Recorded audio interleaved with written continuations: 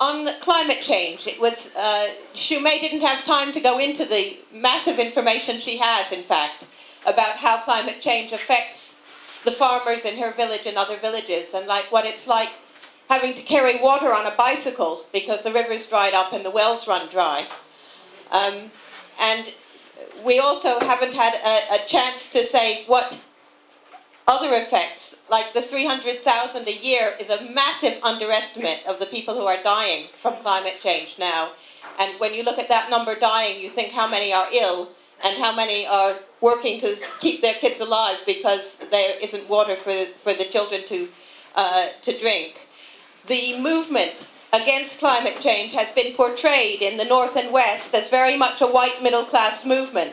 And I think we've seen from what we've heard here how that is absolutely not the case, and how people in the South have actually taken the lead, first of all, in fighting so that people don't die from the effects of climate change, so that the floods are cleaned up and so that they can get water, but also to stop climate change itself, to deal with deforestation and other causes of climate change. People in the South are fighting that.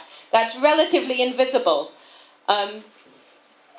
It's also not true that there's a contradiction, as they say, between fighting climate change and fighting poverty. You know, it's presented now we've got all these cuts, so we can't, you know, our economy's falling apart, so we can't deal with this side issue. And in fact, the opposite is the case, and climate change is poverty.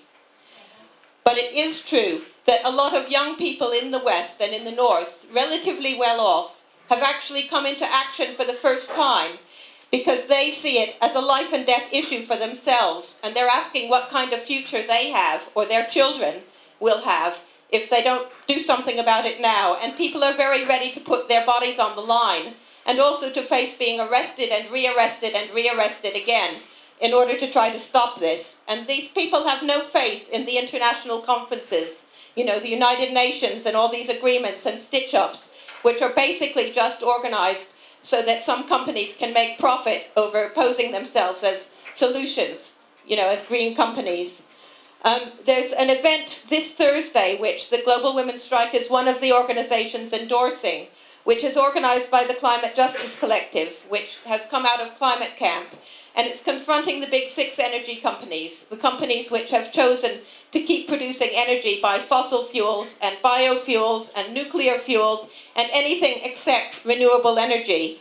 And the same companies which are killing people with fuel bills that are so high that people have to choose between heating and eating and are dying of cold in a country which, after all, is not even very cold and is not very poor.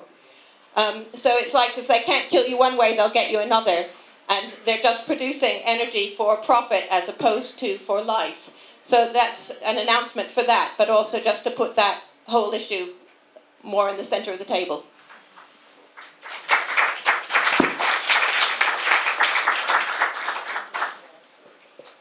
Your reactions, please. Who would like to speak next? Oh, there we go. Yeah, Ian MacDonald. I was fascinated to hear about the people who are fighting to retain the right to live in the forests, particularly because that goes back, it's got a fantastically rich history.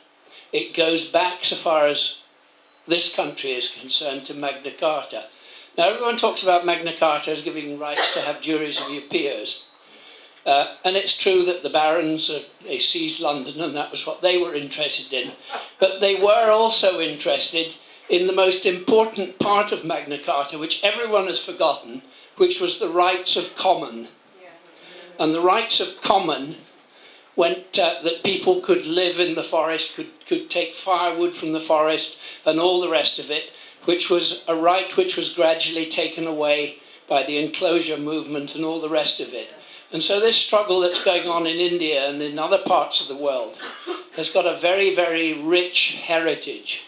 And there is actually a very fine book which is written about the hidden history of Magna Carta by a friend that Selma and I both know, Peter Linebaugh. And it's well worth reading because you can see that what you're doing is something which has got such a rich heritage, and you're not on your own. Thank you.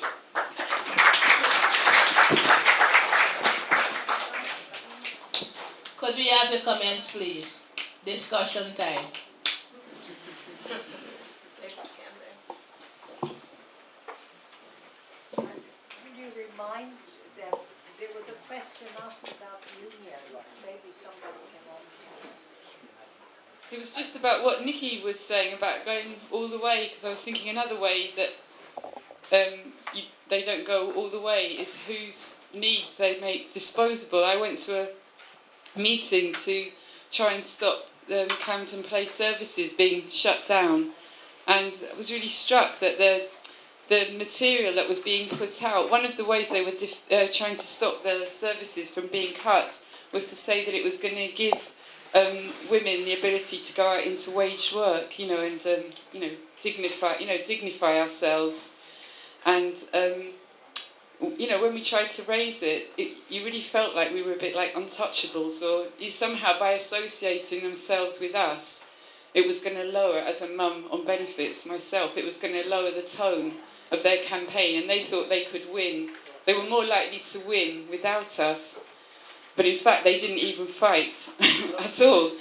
And I noticed a similar thing when I went to a meeting where somebody was telling me about the fight to save legal aid cuts, which have affected all different kinds of areas of law, but that the kind of alliance of organisations were very reluctant to take on the legal aid cuts on immigration, because again they felt it was going to lower the tone and put them in a kind of weaker position. And it's just another way where it's another recipe for not winning, is not starting from the bottom.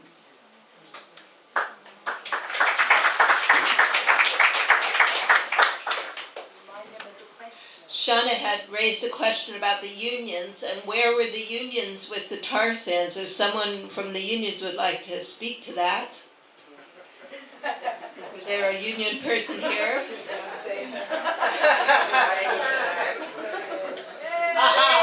There's a union person.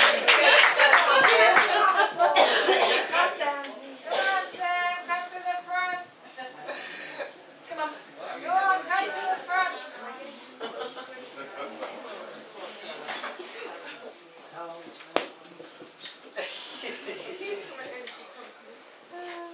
I have to give my speech for tomorrow today. Yeah. No, the first thing that went through my mind is that you can't expect organizations that won't defend their own members in any serious way to defend everybody else.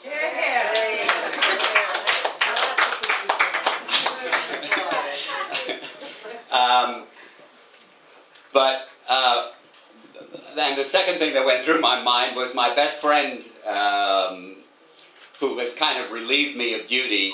I'm in the process of retiring from the unions. His quote, which I always use about the building trades, which was the people that were being referred to, is that they would be quite willing to build the jails to house themselves, if it meant more jobs, right? They have always been the most reactionary section of the union movement, which is not to say that there aren't a lot of others. But what I will do tomorrow is to talk a little bit about some of the things that have happened recently, particularly in relation to the movement that took place in Wisconsin a year ago, where you really saw the split between the union membership on the one hand, the leadership on the other hand, and the rest of the working class who were not being represented by the unions at all, and the way that three-way split worked out, which I think will begin to deal with some of the questions that we're talking about now. Is that? Beginning.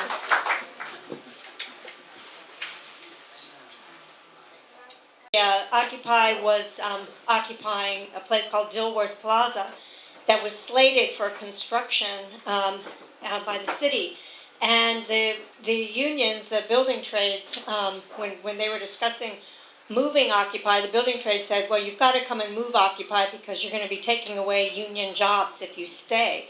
And it turns out it wasn't even true because, well, my partner works in the building trades, and he was saying they haven't even signed the contracts yet, let alone, figured out who was going to do the work, and it was months away from happening. But, people got very confused on that issue. Oh, we don't want to be taking jobs from union people, and we had to really beat that back. And they were also using it because they were building the, making it more accessible. They had disability groups who then came and said, well, if you stay here, you're taking away, from ability of people with disabilities to use the space. And Pat, for example, from When Visible, had to speak up against that, and she was, as a person with a disability, able to fight back in that and saying, if Occupy doesn't win, we're not going to have jobs, and nothing is going to be accessible.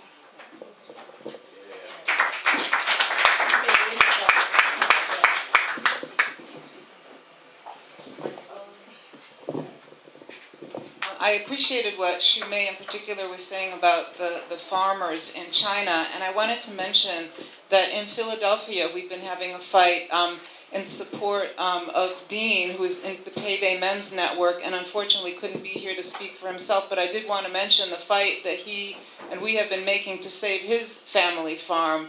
It's been already, I think, a 6-year fight, and we are winning. He still has the farm, but there are tremendous pressures for him and people in that situation to sell the land for development, and there's been this growth of farms away from the family farms, where the family farmers, can control, what's going on, who can have the organic, who can have the free range, toward these factory farms, which are destroying the land and destroying our health. So I wanted to mention that, especially since he couldn't be here. Mr. Dean.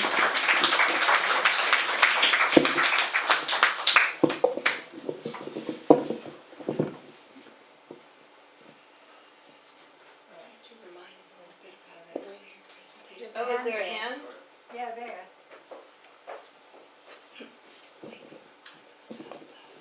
I wanted to thank Ria Doll from Haiti, who came here to represent her people today. And I would like to raise a question here.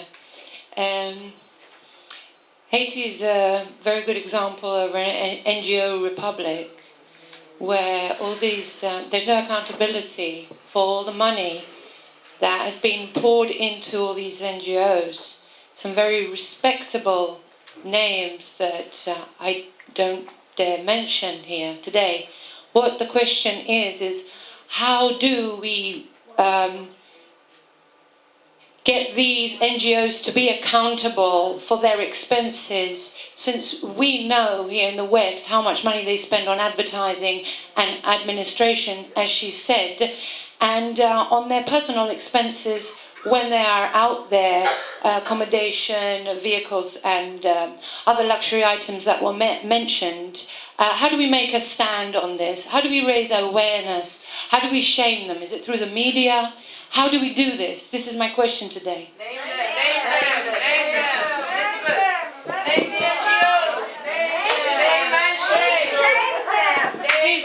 They start from the tiniest NGOs that don't even have a name. There's so many we don't know who they are. To people like the Red Cross. If we start with the big ones like Oxfam and the Red Cross, we go downwards. Okay, it's people like Plan International who don't. And nothing goes to the children. Okay, nothing goes to the children. Nothing, and I can vouch for that. And I can take you to the villages where the children's names are written down. These kids exist, but they've never received a single toy from these places. Okay, so this is real. This is real. We want these people to be named and shamed. Yes.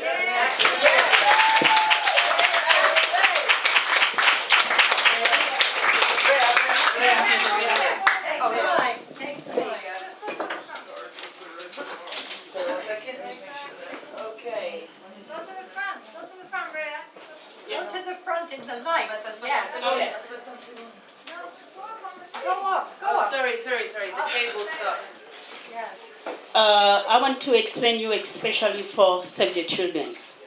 And it's the NGO, it's near to my school. Only the wards separate my school with Save the Children. And the first step of my school, I was write a letter to Save the Children to ask support. And they said, oh no, it's I cannot support you because I'm working with the countryside. Okay, no problem.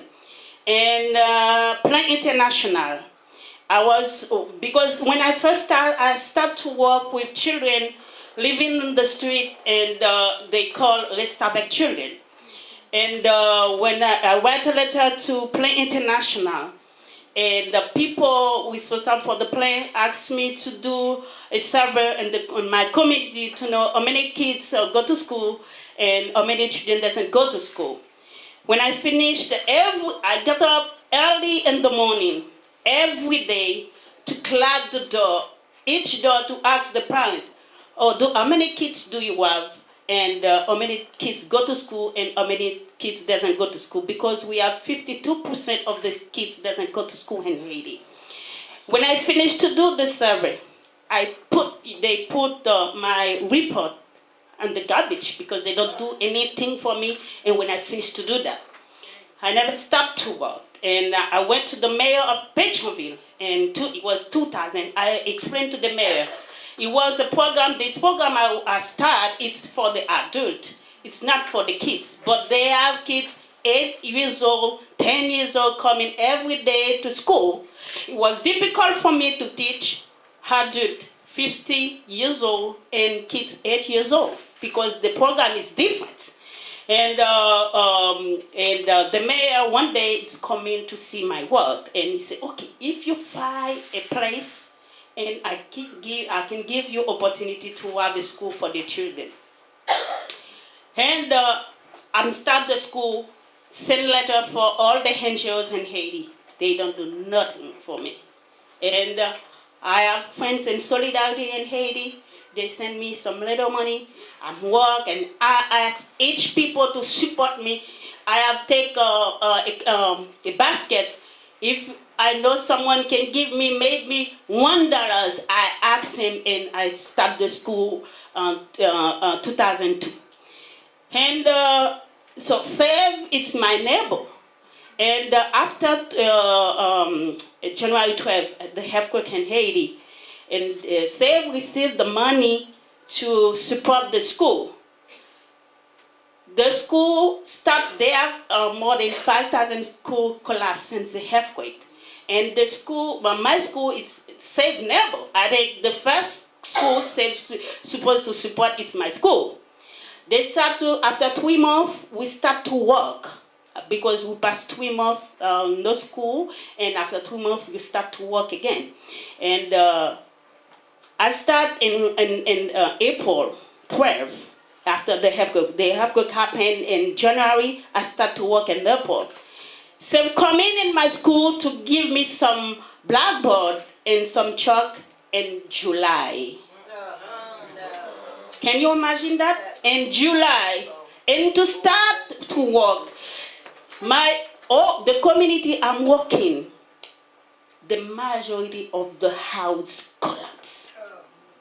Or the majority of the house fell. So, and Save supposed to support my school because 60 people living in my school because only I have a parts working, and they support the school like for the police and the big school, and my school they never support me. So every day I'm writing against them. I talk on the radio, and I have if you look at my website, I talk about one day I receive I do a party for the children, and I receive the director of Save coming to, what do you do? I say, I'm working with the children. Say, oh, okay, you're great. So, and she asked me, I want to support you. I say, okay, how? And she give me some break decks and some chair really dirty. And she said, oh, can you take out the article you write? Because and when the people come to Haiti, I never stop to explain what they're doing in Haiti. And she asked me to take out the article I what every day I take the dust of the beautiful car there. So we never fighting. We talk about that in the radio, we talk about it on the TV, we never stop. We do the protest every day for that.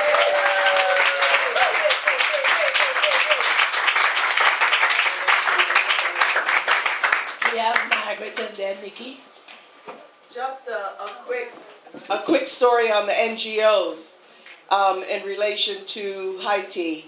And a delegation of us were down in Haiti not that long ago with Rhea and some other people, and you all know the 10 cities are still very much there. They are. One of the 10 cities we visited, you also know that there's a cholera epidemic that has been on the uptick, and clean water is really crucial in terms of fighting cholera. One of the large camps that we visited that had 25,000 people in Port-au-Prince told us that the Red Cross and a couple of the other NGOs, I'll have to dig them up, I can't remember their names right now, but the Red Cross was definitely one of them, told them that they could no longer assist in providing clean water for that camp because they have run out of money.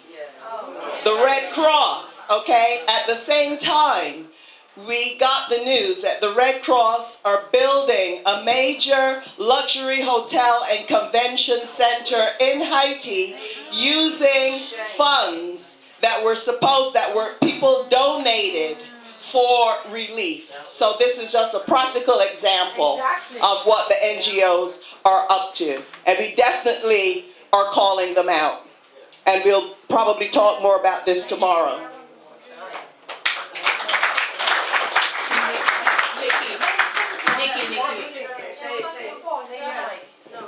Yeah, on Haiti, I want to say that we visited Rhea School. We had the pleasure, when we were there, Selma and I and Margaret, we went to see Rhea School. And it's a fantastic school, and the thing that was the most striking was the extraordinary enthusiasm of the kids in it.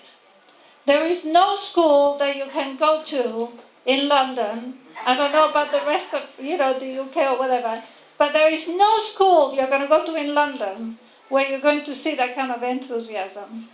Those kids were just fantastic.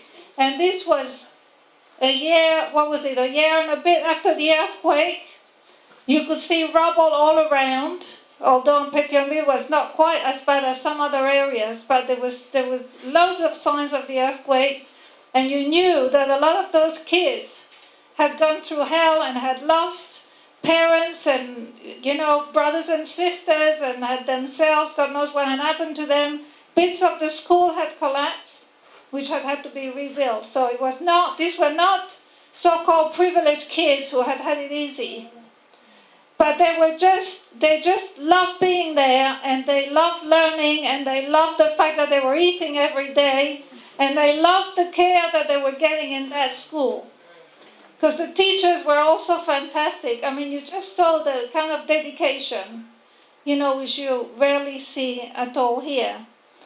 Now, Margaret mentioned the camp, so I won't say anything about that, but Mario Joseph, who is Aristide's lawyer, and he's a human rights lawyer in Haiti, a Haitian, who was here not long ago, and they're taking the UN to court for having brought cholera into Haiti. When he was here, 7,000 in fact. He said 700,000 people had been infected, of which 7,000 had died. Okay, and there was no cholera in Haiti before the UN came there. And there's been fantastic demonstrations in front of the UN by cholera victims, which he was also at. He showed films and that when he was here. And he said, they asked him what to do about the NGO, and he said, you know what to do about the NGOs? Don't give them any money. That's that's what you have to do about the NGOs. You have to starve the NGOs because in Haiti they do more harm than good. And I want to give another example. Rhea mentioned President Aristide as the first democratically elected president who was the victim of 2 coups. And there had to have been a huge movement in which many people lost their lives to even get him back to Haiti. And he's under threat as we speak. Well, there'll be more about that tonight. I've lost my point.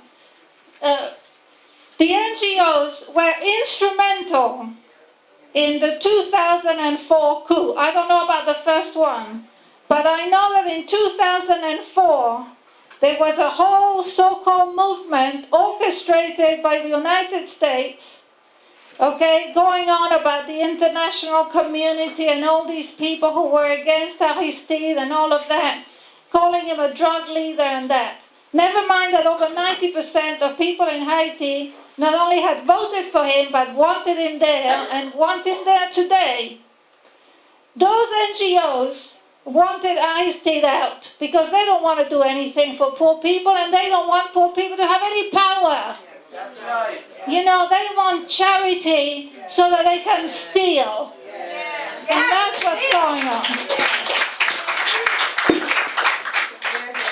So I'm going to turn around so I can see everyone. This isn't on Haiti, okay, but it is on the NGOs. And in fact, it's about Bernardo's. And one of the things that is a burning issue for us it's another children's charity. Bernardo's is another children's charity. They have a very bad history. Bernardo's in particular has a very bad history.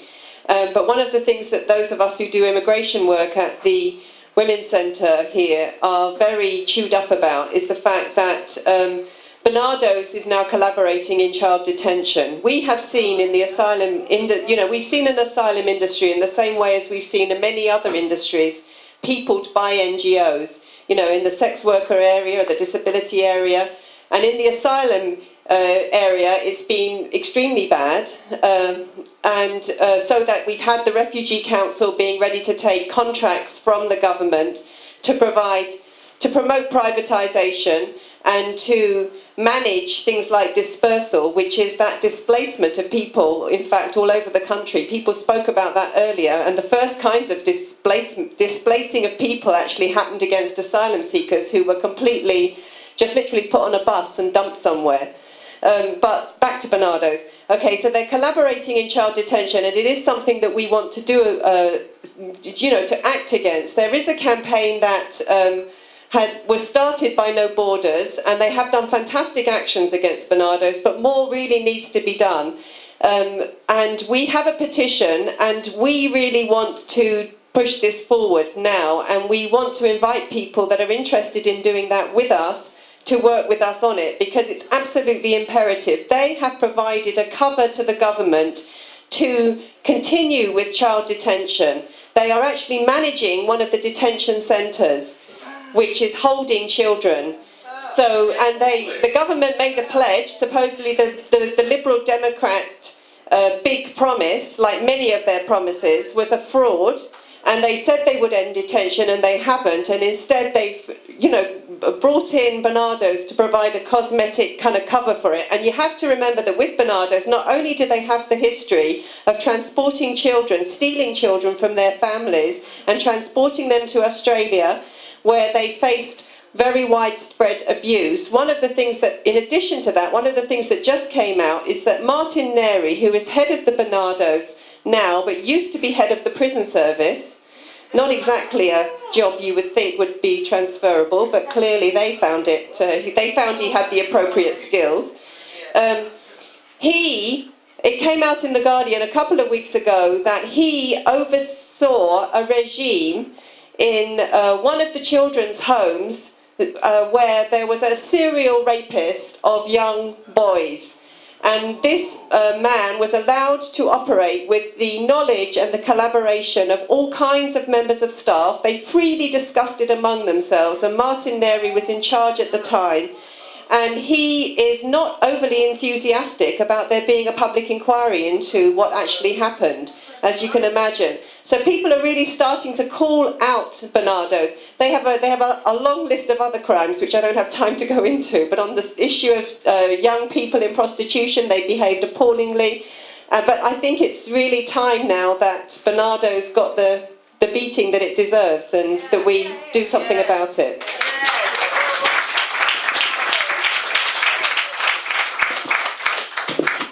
Hi, my name's Daniel Revanellis, and I'm from the Geography Collective. And I found a tone in this room very interesting this afternoon, listening to conversations, because it seems to me that people have talked about business being the problem, government being the problem, and NGOs being the problem. And I'm not sure, in terms of different parts of society, who's left after you've attacked all those people. And I think about, I mean, by the true definition of the term. So, Which term? in terms of if you're non-governmental, who's left? So I'm interested, for example, in situations of Sierra Leone, Rwanda, Burundi, the Holocaust. Who are the organisations that people were calling on to act in those situations? Who were the organisations that actually did a lot of the work? In terms of the Red Cross, both on prisoners and on bringing families back together who have been separated, their work. I think there's a wide range of work by all organisations, including us as individuals in this room, that are at fault and flawed in different places. But we need to be honest about the good that many of these organisations do, including the British government. I'm not saying that our position on arms is particularly beautiful, or the way that immigrants are treated is fantastic. But there are some good things as well. And all I have heard about NGOs and people being sort of positive about that is how bad they are in very general terms. And I think that language needs to be refined to talk about very specific examples of people or projects, because within any organisation, even within ActionAid or whoever else, it's individual projects and managers quite often, not necessarily about institutional problem. And that exists in business as well. And business, government, they're part of the solution. So I think it's sort of a more positive tone. And I think what's been really fantastic for me to hear from people today. I think it's time to move the microphone. No, I think what's been really positive for me today is to hear those positive stories of examples, of fantastic examples of women's work around the world. And that is very, very inspiring. But it's not the only work. I think I see some other hands here. Selma's vigorously raising a hand. I just wanted to say in direct relation, I just wanted to say in direct relation to what you're saying, it kind of makes out as if it's an individual problem, or if it's a problem within certain groups, rather than it's a systemic problem, where it's whole organisations that are causing these problems. And by saying it's an individual, it's a group, you're actually glorifying those organisations and making out as if you do a good thing, it doesn't matter about all the bad things that they've done.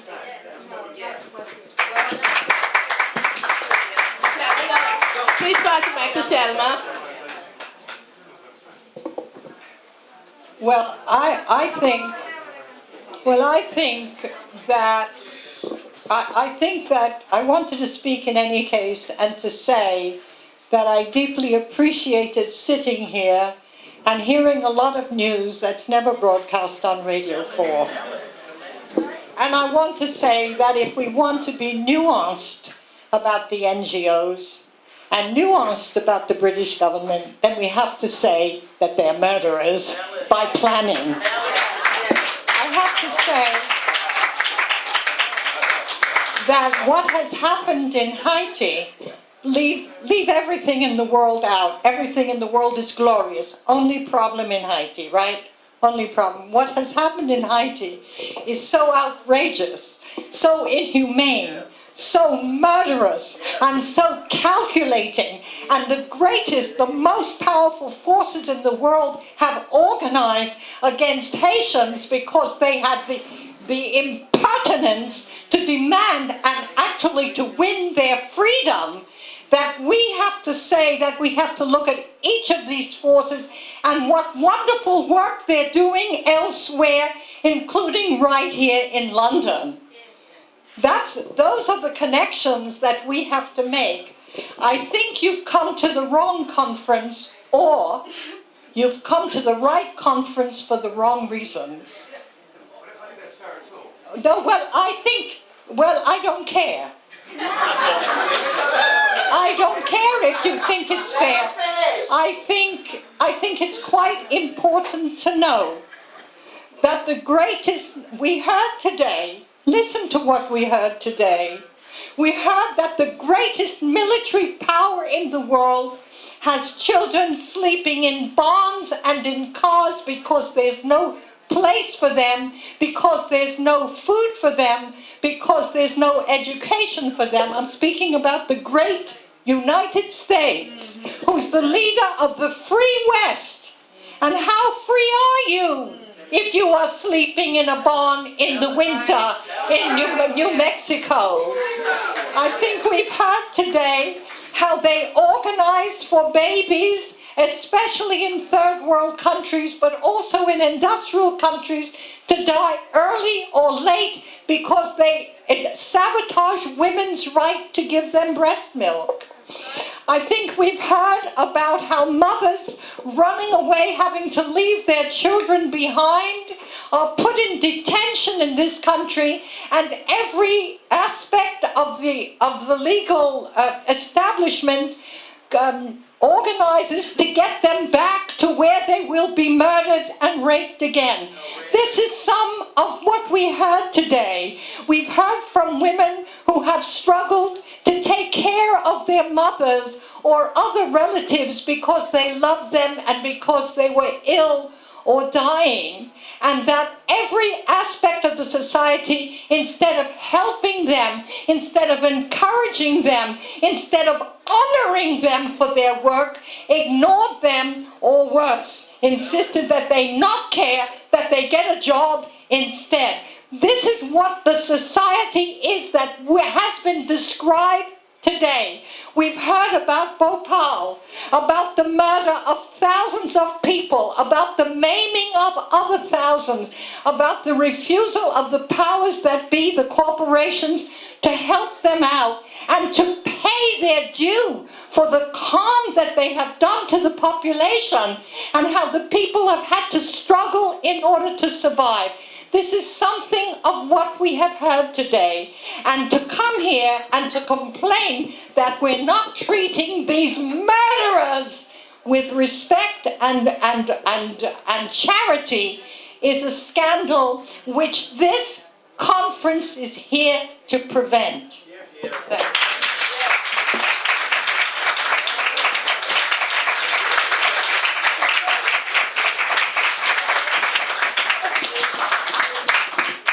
Hi there. I've come to this conference to find out what's going on, because I haven't been involved for some time. And I don't hear, I don't believe everything that's reported in the press. I believe what people here, grassroots people are saying here. I get the true information here. That's what I am here for. That's why I'm coming here. And when people have said about bringing up the truth of what's going on in these organisations, a lot of people don't know this. A lot of people don't know it. So we are being educated here. And with this education, we know what to do to protect ourselves. Because without this information, we can't protect ourselves. So now we know what is going on. What is going on in England, what is going on in the world. Now we are in a stronger position to protect ourselves. And also, that is one thing, because you're saying about, that we're, in a way you're saying we're attacking these organisations. But for me, this meeting is making us aware. And also it's giving us the information how the 99% of us here are going to win. Yes. Yeah?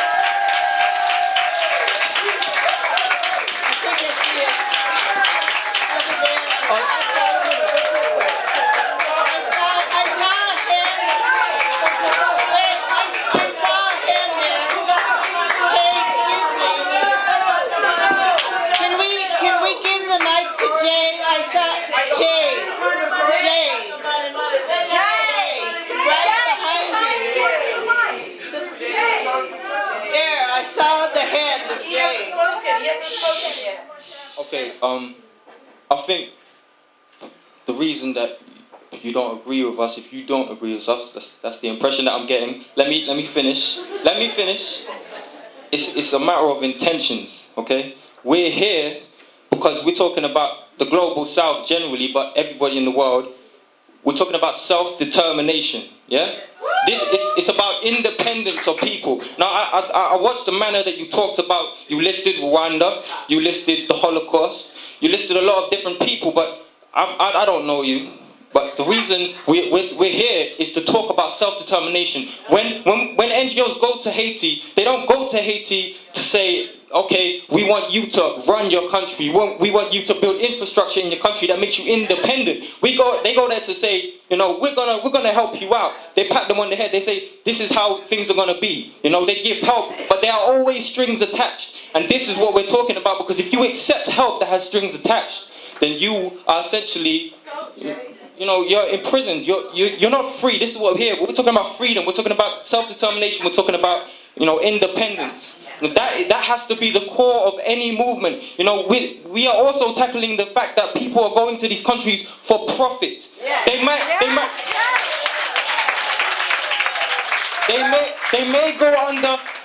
go under the impression that they want to help people. Of course, you're not going to go over there and say you're suffering, I want to make money off you. What kind of market strategy is that? You go over there and you say, you know, this isn't a conspiracy, okay? Look up the facts. Don't look up the facts just in Haiti. Look up the facts in Rwanda and the Holocaust, like you mentioned. If you actually looked into that, the same things what we're talking about there are similar to the things that went on in Rwanda, similar to the things that went on in the Holocaust. American companies did business with Hitler. Yes. This is a fact. This is a fact. This is a fact. We are not here to attack you. We are not here to attack you. We are here to make you understand. I hope you change your mind when you come here. This is not about resentment. This is about changing your mind, okay? If you're confused about certain things, if you have a opinion, I'm not trying to belittle you. You know, we don't have to laugh. But what I want you to know is all the facts. There's two sides to every story. We're here to show the other side. We have Rhea here showing the other side. She is flown from Haiti to show the other side. I'm sure we could get people from the Holocaust to show the other side. I'm sure we could get people from Rwanda to show the other side. There's people all over the world trying to show the other side, and that is exactly what this conference is here for, okay? Yeah. You wanna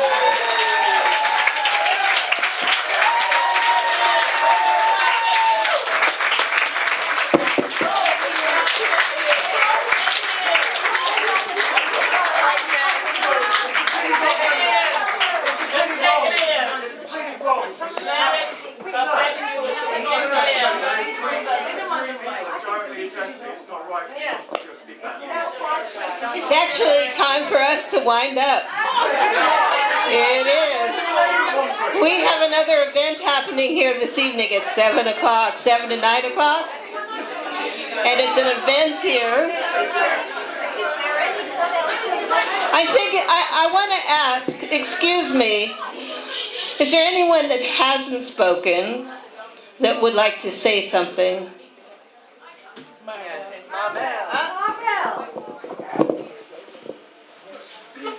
On the NGOs in Guyana, there are a lot of NGOs in Guyana who are saying that they're working to get rid of HIV, AIDS. There's a lot. And Guyana is one of the poorest countries that they have. And as I was listening to someone who was talking about the NGOs and the good that they were doing and whatever, but I know for sure that the government and the NGOs never, at no time, had visited people within the communities or the country and have kept conference or meetings or discussions to ask the people what are their needs. They normally go to you, and when they go to you, they have their own plans. The good thing for us is to going to us and asking us what are our needs, and with us presenting our plan rather than they present their plan. And when instead of us becoming millionaires or billionaires or preserving what we should to make our lives better, they are the ones. I normally ask persons within NGOs, if you're going to represent them, what is it that you have? Is it that you're enjoying life so fully and your children are without complaint? Or are you seeing it on behalf of your side only and not the side of other people? This life is not only about you yourself, but you should care for other people within your country, within your community, within your village, within the nation as a whole. Thank you.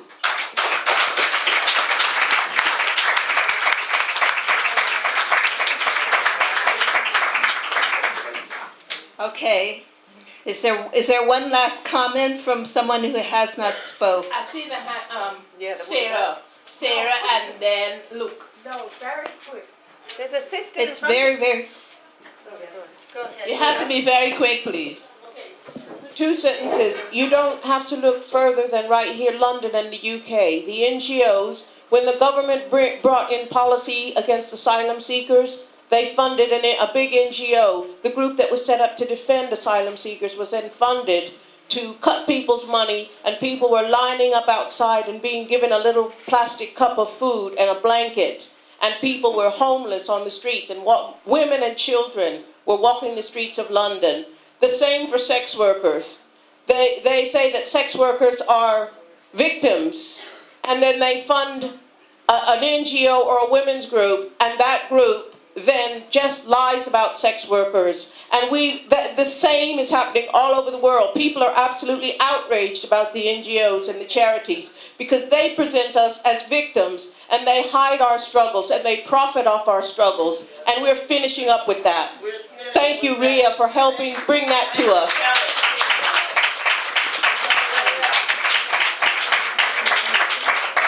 I'll be quick. We just need to remember that when we talk about aid and NGOs, and especially about aid, most of the money is coming from the south to the north. You know, who's aiding who? You know. And so when we talk about charities and how they're doing things, they're robbing us. And the other thing about the governments and governments and so on, what they've done, how they've carved up Africa, created half of the difficulties that most of the difficulties we're dealing with today. And then they go into our countries to say as though they're trying to make solutions to the difficulties that we have, when they created them in the very first place.